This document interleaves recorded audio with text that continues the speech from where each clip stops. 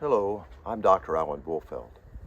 I serve as director of the Center for Loss and Life Transition. It's located in Fort Collins, Colorado, and Scottsdale, Arizona. I thought that as the holidays approach, I would provide you with a video that I've titled Embracing Your Vulnerability During the Holiday Season. Yes, grief, the holidays, and vulnerability, I believe, naturally go together. Without a doubt, when someone in our life dies, the holidays can heighten our feelings of vulnerability. That word vulnerability, it literally means being exposed to uncertainty, to potential harm. It actually comes from the Latin word for wound, hurt, or injure. To make yourself vulnerable is to do the opposite of protecting yourself. When you protect yourself, you end up creating barriers and shields that safeguard you from harm. Common emotional shields that we use as humans are things like denial, secrecy, disengagement, mutual pretense, where I know something and you know something, but we don't acknowledge it. In contrast, when you allow yourself to be vulnerable, you take steps to consciously lower those shields. Grief, the thoughts and feelings that we have inside when someone dies, that's the result of emotional and spiritual injury. Such injuries make us feel vulnerable because when we're wounded, we feel tender, we feel hurt. Mourning, the shared response to loss, or what I like to call grief gone public, can also naturally make us feel vulnerable. Well, why is that? Because when we express our grief outside of ourselves, we're quite literally turning ourselves inside out. We're exposing our soft inner selves to the outside world. We're sharing our deepest, most tender feelings, our truths. Of course, invitations to allow yourself to both grieve and mourn are naturally going to occur during the holidays. While some people around you will probably encourage you to be strong this time of the year, it's actually a time to invite yourself to go ahead and surrender to being vulnerable. That's because vulnerability is fundamentally about honesty, it's about connection, it's about being authentic. And I always say, if mourning in any way is going to be integrated into your life, we have to be authentic and truthful about how those losses impact us. Allow me the honor of exploring 8 principles that I believe can invite you to be vulnerable with your grief during the holidays. Number 1, let your thoughts and feelings guide you. One of my main principles of integrating grief into our lives, knowing again we're changed forever by it, is that if something is concerning you or weighing on you or maybe making you feel stuck is a way to say it, that means it's teaching you that it needs and deserves your attention and your expression. Remember, your thoughts and feelings of grief, they have a purpose. They exist to help you make the essential transition from life before the loss to life after the loss. Your most vulnerable, difficult thoughts and feelings are probably the most important ones to allow yourself to familiarize yourself with, to encounter, to embrace, to befriend. They're often the ones most meaningful to you. So work on watching out for them, welcoming them, giving them voice as they naturally arise during the holidays. Number 2, consider putting your feelings into written words. If you like to put pen to paper, think about writing down your many thoughts and feelings that come up during the holidays. If and only if it's a good match for you, writing things down can help you clarify whatever it is that you're experiencing. With the use of your pen, you're taking your grief and allowing it to become authentic mourning. Number 3, tell one thing to one other person. Try talking to your most empathetic, caring, non-judgmental friend about some of your thoughts and feelings related to your grief and the holidays.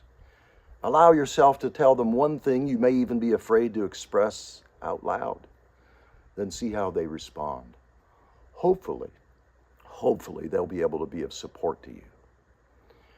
After you express this one thing and perhaps spend a few minutes exploring it with your friend, take inventory of how you feel. Do you feel a little lighter, more relaxed?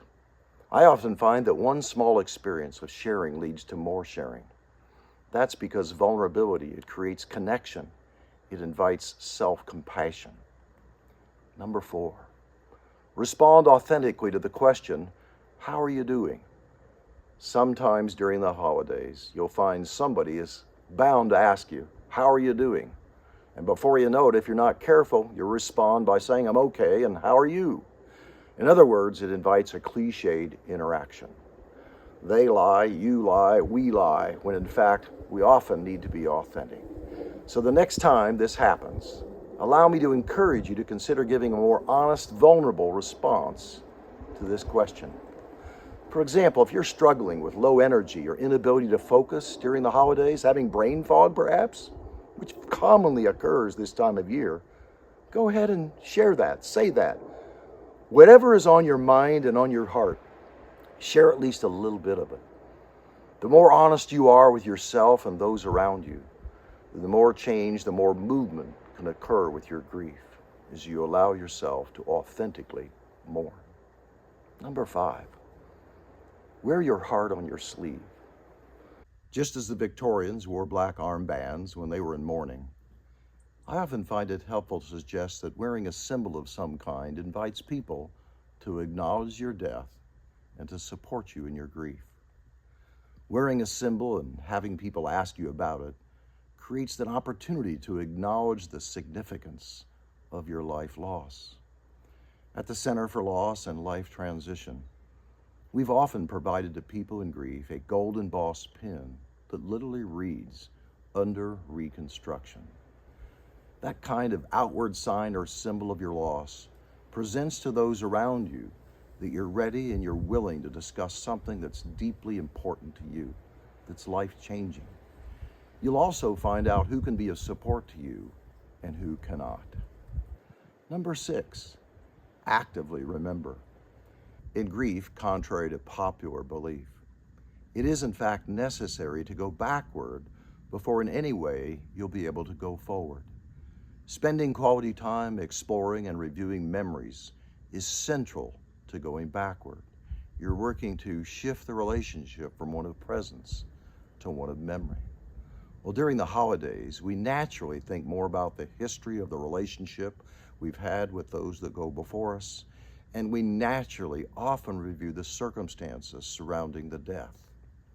So set aside time during the holidays to maybe go through photos, look at videos, take a look at memorabilia that associates you with your loss. Sharing memories with a good listener can be a lovely way to listen to the music of the past so that you can sing in the present and dance into the future. Yes, it turns out that existentialist Kierkegaard was right when he said that when it comes to death, while life must eventually be lived forward, it's understood and given meaning to backward. The holidays are a natural time to invite yourself to follow that instinct to go backward on the pathway to eventually going forward. Number 7, carry out grief rituals or ceremonies.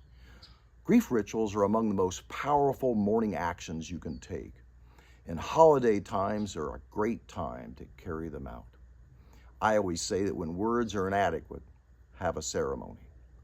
While funerals are an example of a more formal grief ritual, you can create a number of informal ways to make grief rituals part of your holiday time. For example, other grief rituals might include things like combining elements like playing a certain song, reciting a prayer, holding a linking object that connects you to the person who died. Or maybe you can carry out a physical action like walking a particular path or lighting a candle in remembrance. I encourage you to create grief rituals that feel right for you and your unique family. You see, grief rituals invite vulnerability because their very purpose is to engage with and express our grief outside of ourselves. During the ritual, you're dedicating your time, your attention to the loss. You're acknowledging, you're thinking, you're feeling, you're remembering, you're honoring. This creates a sweet spot of time-limited vulnerability held up by the structure of the ritual. You're actually dosing yourself with the work of authentic mourning. Number 8, ask for and accept support from others. One of the most challenging things for many grievers to do is to ask for help. Sometimes this seems to be particularly difficult during the holidays. Sadly, many people tend to see asking for and accepting help as revealing weakness or burdening others. Yet we have to be vulnerable if we're going to seek and be able to accept support. It means admitting we're not fully self-sufficient. I remind you, mourning literally means the shared response to loss. So allow yourself to be vulnerable and accept the support that you need and that you deserve during this naturally difficult time of the year. And if you're not getting the support you need, I encourage you to ask for it. It's okay if you're the one who initiates connection. Please give it a try and see what happens. Practicing vulnerability in grief and in life is, in essence, the practice of sowing love. Love for the people and the things that you've lost. Love for yourself. Love for your friends, your family, and love for the world that you live in. Thank you so much for joining me in this exploration about the vulnerability of grief during the holiday season.